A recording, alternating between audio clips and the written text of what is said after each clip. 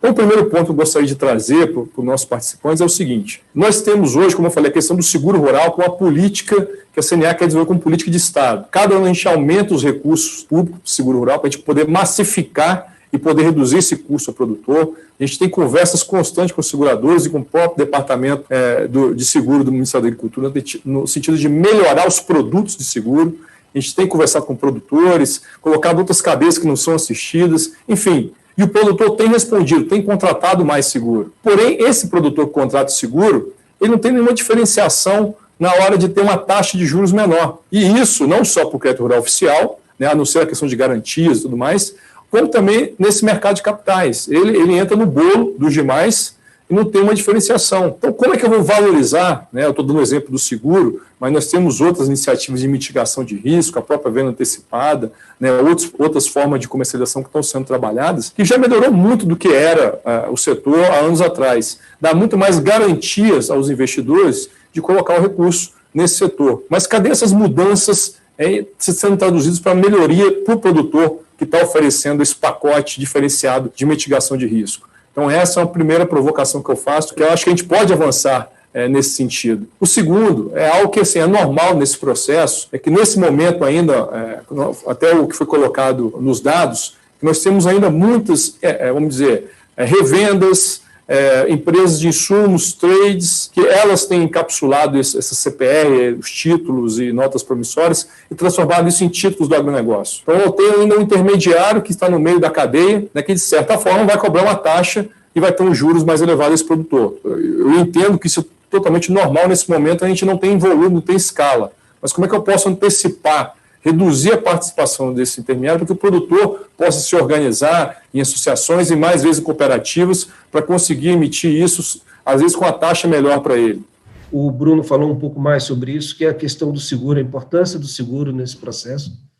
Isso reduz fortemente o risco, porque a gente, não só o seguro de intempéries, mas o seguro faturamento, ele complementa bem esse trabalho. E as opções que as destravaram e tem um mercado enorme para proteger ainda mais aquela produção e, com isso, ficar mais fácil de se fazer uma securitização. É importante a visão que Bruno falou, as revendas e as cooperativas. Para nós, o mercado de capitais entende essas empresas como sendo uma força impressionante.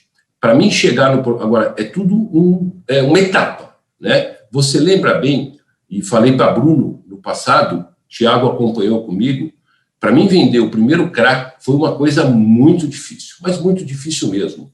O investidor, medo do agronegócio, se pegar fogo na cana, se chover na soja, existia uma dificuldade de entendimento absurda. E aí, num belo dia, eu tive uma luz positiva, falou, eu não vendo mais CRA, eu vendo CRI caipira, porque a alienação fiduciária era a base daquela estrutura. E foi assim que a gente conseguiu fazer a primeira emissão de um CRA, usando a modelagem do mercado imobiliário. A própria CVM, ela, quando foi regulamentar o título no passado, ela fez o seguinte, e o CRA é igual ao CRI. Por quê? Porque a própria CVM tinha muita dificuldade de entender o setor, em primeiro ponto, e como que funcionariam os títulos. Então, o CRI, ele foi o modelo que a CVM atuou até o ano passado, quando, e Tiago deve abordar bem isso, a CVM 600 vem para normatizar e com um entendimento melhor do agronegócio brasileiro. Então,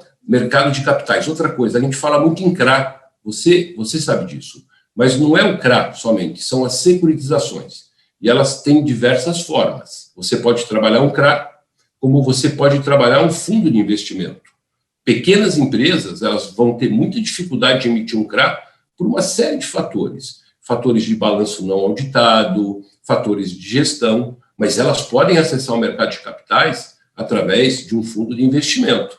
Esse fundo dá condições para ela buscar ganhar robustez e partir para uma etapa posterior. Numa decisão do colegiado, que é um caso conhecido, que é o caso da Singenta, ela entendeu que, para atender o requisito do artigo 23 da 11.076, era importante que a revenda demonstrasse a relação que ela tinha com o produtor rural. E, enfim, a revenda tem como negócio exclusivo a atuação no setor de produção, no setor de dentro da porteira, como a gente chama, né?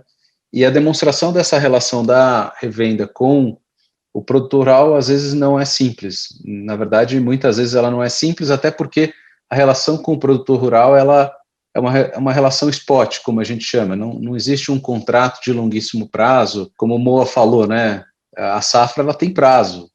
Os contratos, eles geralmente são, ou os contratos, ou as relações são relações de safra, com algumas exceções. Então, essa demonstração de relação com o produtor rural trouxe alguns desafios para que as revendas pudessem se valer do CRA como mecanismo de captação. E por mais que a gente queira que o dinheiro chegue no produtor rural, o fato é que chegar no produtor rural ali, aquele produtor pequeno, implica riscos, né? Riscos maiores ou menores, taxas de juros que refletem esse risco são colocadas de uma forma ou de outra, mas a revenda ocupa um papel relevantíssimo nessa atividade de distribuição de insumos, porque ela faz essa avaliação de risco, ela é o buffer do mercado, ela atua entre a grande indústria química, muitas vezes, e o produtor rural, e faz essa análise de crédito. Então, a função que a revenda tem, ela é extremamente importante. A gente fez um evento no escritório logo que saiu a 600, e eu lembro que havia dados bastante detalhados aí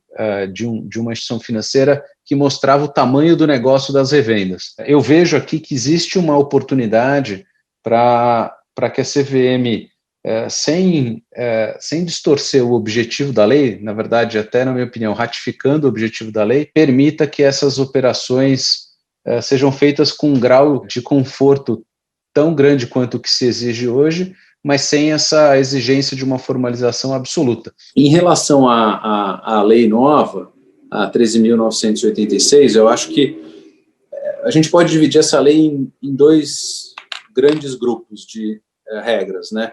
Regras que aprimoraram títulos já existentes e regras que criaram novos títulos ou novos institutos, né?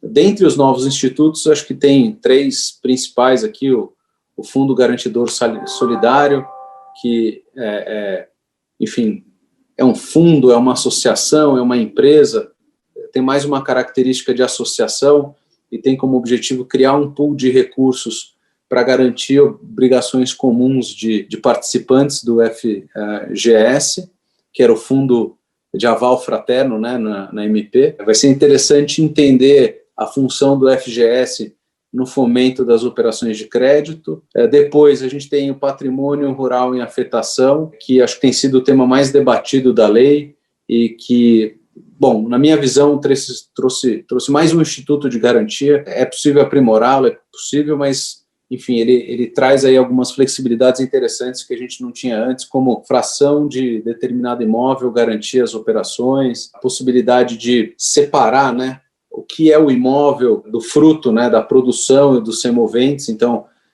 o patrimônio rural em afetação, ele não afeta, né, não onera esses outros bens, a produção. Então, você cria uma segregação legal do que é um e do que é outro, que já era feito contratualmente, mas a lei deixou isso mais claro. Dentre outros avanços que o patrimônio rural tem aí, enfim, se eu ficar aqui falando de patrimônio rural, a gente não vai terminar o painel.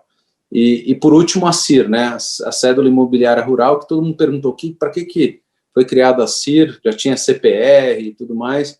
Basicamente, a CIR tem como uma característica financiar o proprietário rural, né?